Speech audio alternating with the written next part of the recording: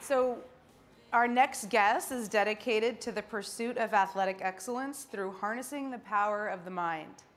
As the head of sports and fitness at Headspace, Lindsay Schaefer is working to create the future of sports. Please join me in welcoming Lindsay Schaefer.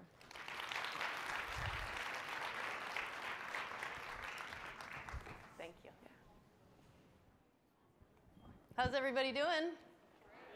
It's pretty inspiring to be around this amazing group of women. This is the time in the day where maybe you're in a little bit of a food coma, the energy lulls a little bit, maybe the attention fades. So I'm the lucky one to bring you guys back in to be fully present. You with me? Okay, cool.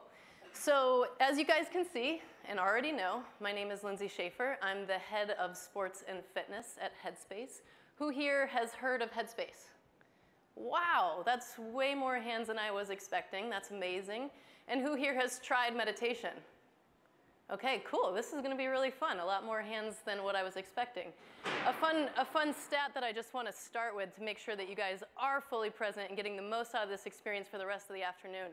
So science has shown that 50% of our day, in our waking hours, we spend lost in thought. That means about half of our life is just going by us and we're not mentally present where we physically are. But today, we're going to work on some skills and tools to help you guys build your focus skills, be able to be present again so that you maximize your experiences. There's been increased dialogue around the mind in sport. I don't know if you guys have seen in the media, but there's been a lot of talk around mental health in sport. And some of the best teams and leagues in the world are turning to Headspace as a mental health solution for their athletes. For all of those conversations, we always bring it back to be about performance rather than mental health. And that's because if we position meditation and Headspace as a tool for mental health, then we perpetuate a reactive approach to the mind rather than a proactive approach to the mind. By making it about performance, we educate athletes and coaches on how we can train the mind for a competitive advantage, just like we now train our bodies for a competitive advantage. But this is a new concept in sport, one of a mental training tool for performance. Throughout the history of sport, it's been all about training the body, right? So we take hundreds of shots a day. We pay attention to what we eat. We do ice bath and heat bath and stim and massage. But we're neglecting the one thing that underlies everything that we do, right? And I don't think that's because any athlete or coach would argue that the mental game is important. LeBron James has said that 90% of the game is mental.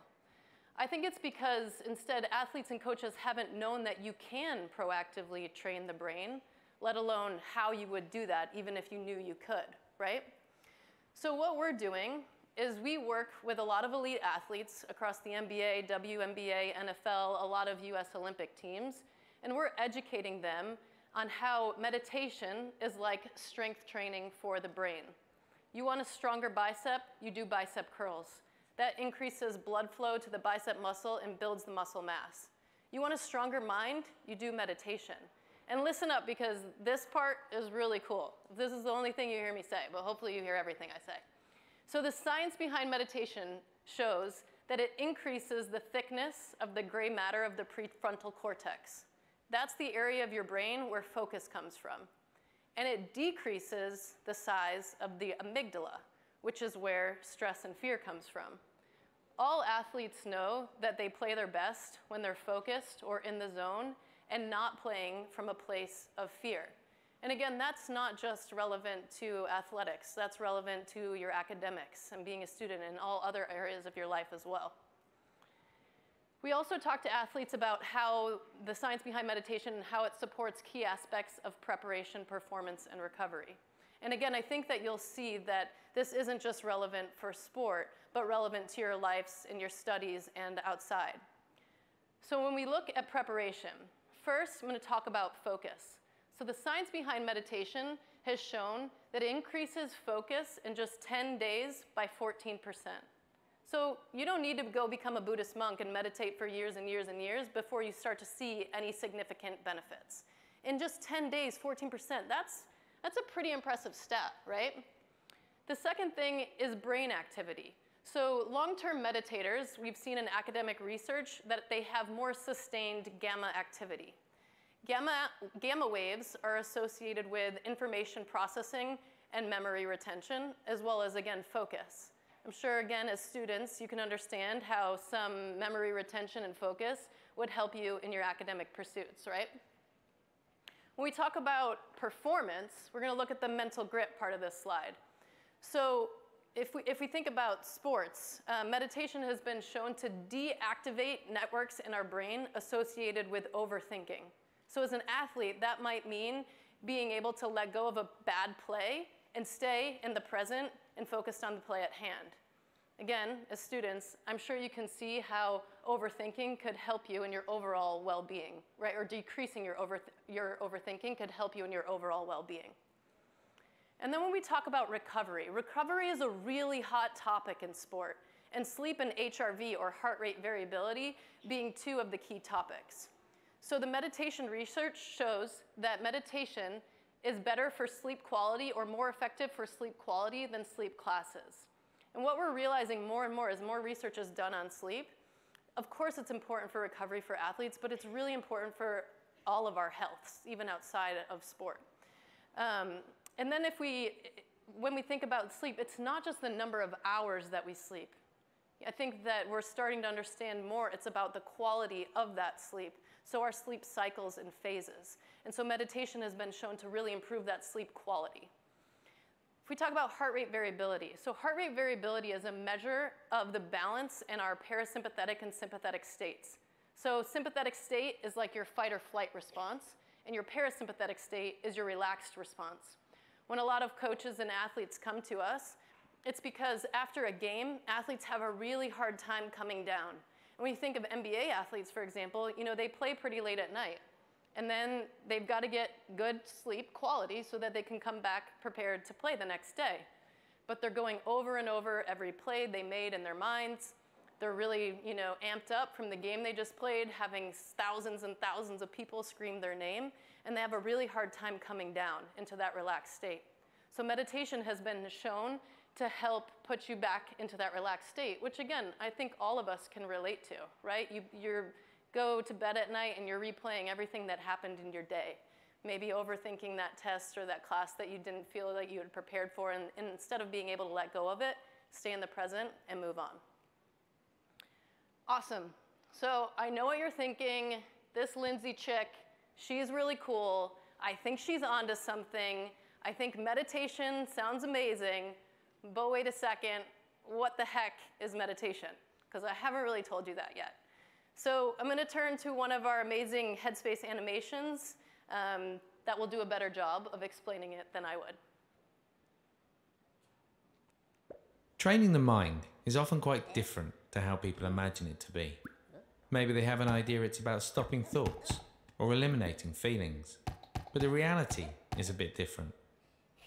An easy way to think of it is to imagine yourself sitting on the side of a busy road, the passing cars representing the thoughts and the feelings. All you have to do is to sit there and watch the cars. Sounds easy, right? But what usually happens is that we feel a bit unsettled by the movement of the traffic.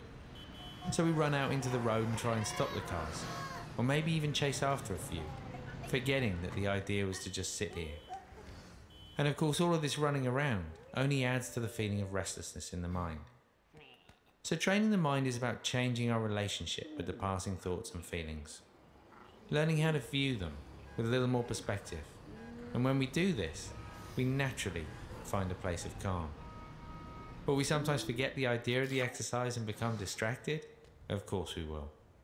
But as soon as we remember, here we are, back on the side of the road again, just watching the traffic go by, perfectly at ease in both body and mind. Did you guys see the little character chasing after the hot dog car? That's my favorite part. As somebody that thinks a lot about food, that's my favorite part. But one of the things that I really want to point out in this video is that a common misconception of meditation is that it's about stopping your thoughts. It's impossible to stop your thoughts. What thoughts are neurons firing in your brain. If you go into meditation thinking it's going to stop your thoughts, you will be discouraged, you will think it doesn't work for you, and you won't stick with it.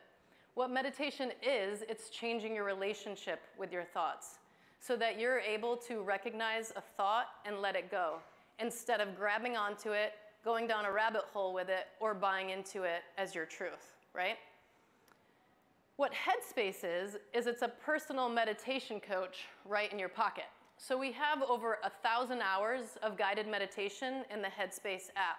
There is, of course, content made specifically for athletes, but there's also content on stress and anxiety and mindful eating and sleep. And there's content designed specifically for students around test taking and helping you to, again, focus for your studies, but also to manage the anxiety that comes with test taking. There's also everything from 20-minute exercises down to 1-minute exercises. So if you're having a little moment where you need to do a breathing exercise before going into something like a test, you can just do that 1-minute mini, okay? And all of our teachings in the app are from our meditation expert, Andy. So authentic expertise is a huge thing at Headspace. We ground everything that we do in authentic expertise. Andy was a Buddhist monk for 10 years. He used to do something like meditate 18 hours a day. He lived in solitude. He had a passion to bring the teachings of meditation in a non-religious way to the world. And so at that point, he left the monastery. He first went back to the UK, and with our CEO and co-founder, Rich, started working on what is now the Headspace app.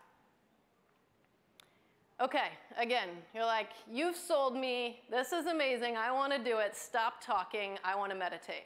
So we're going to do that together. What we're going to do is we're going to do basics 1. So if you went into the Headspace app, you would start with the basics. It's the onboarding experience. It's a 10-session course that teaches you the basics of meditation. So we're going to do the first session together, and we're going to do it for 3 minutes. Are you guys down? Can I get a whoop whoop? I wanted to say hell yeah, but then I thought I shouldn't, but then I did it anyways. Okay, cool. Hi. Over the next 10 sessions, I'm going to show you a really simple way of getting some more headspace in your life. Don't worry if you've never done anything like this before. This is a really straightforward technique, and I'm going to talk you through every step of the way. But all you need to do right now is to sit back and relax. So make sure that you're sitting comfortably. I'd actually like you to begin with your eyes open and just taking a big deep breath, breathing in through the nose and out through the mouth. As you breathe in, just feeling the lungs expand as they fill with air. And as you breathe out, just feeling the body soften a little bit as you gently close the eyes. And you can just allow the breath to return to its natural rhythm, in and out of the nose. And as you pause for a moment, just noticing the feeling of the body, the weight of the body pressing down against the seat beneath you. Contact of the feet on the floor, the hands and the arms and the legs. Noticing any sounds around you.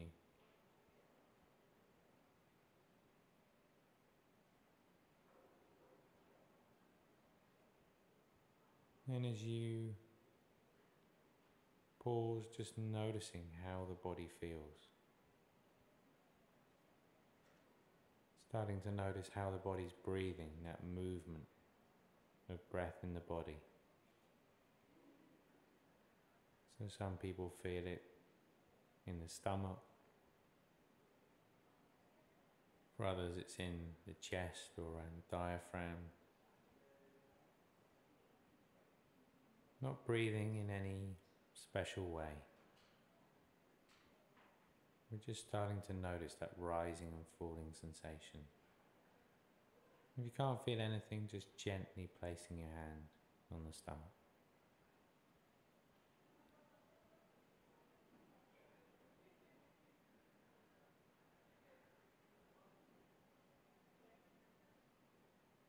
as you follow that movement, the mind will wander away, almost inevitably.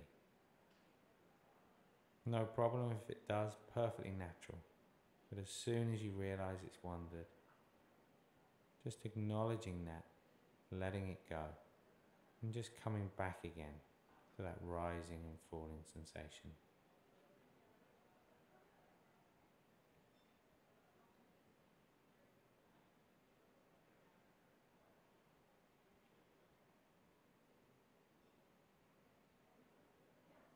And then just for a moment now, letting go of any focus on the breath, just letting the mind do whatever it wants, just for a few seconds. If it wants to think, let it think.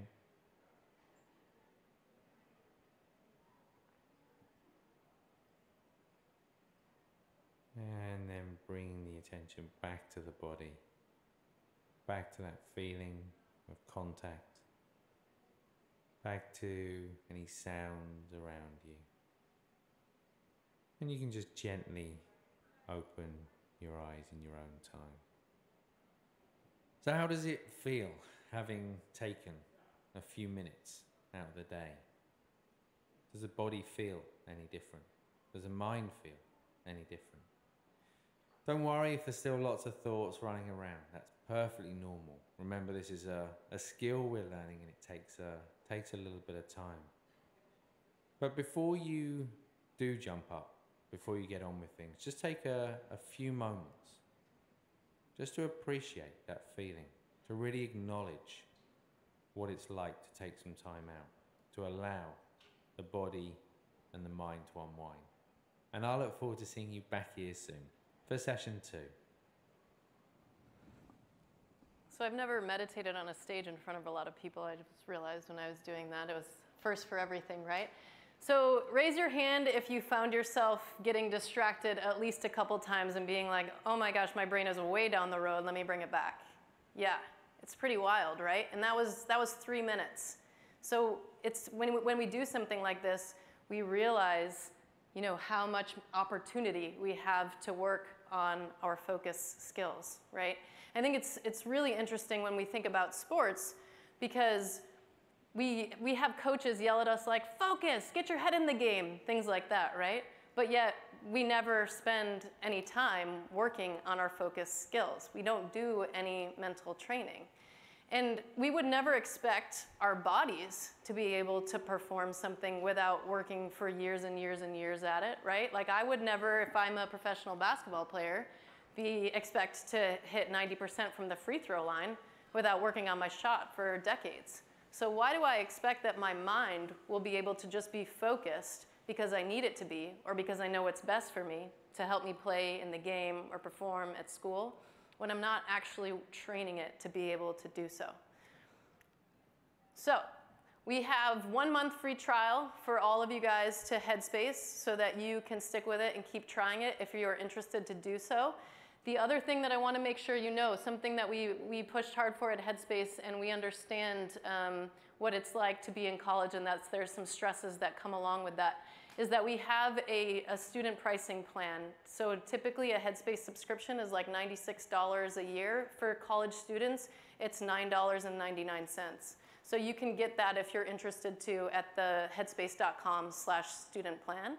And I hope that you learned something today. I hope you're fully present to get the best out of this experience, and thank you for your attention.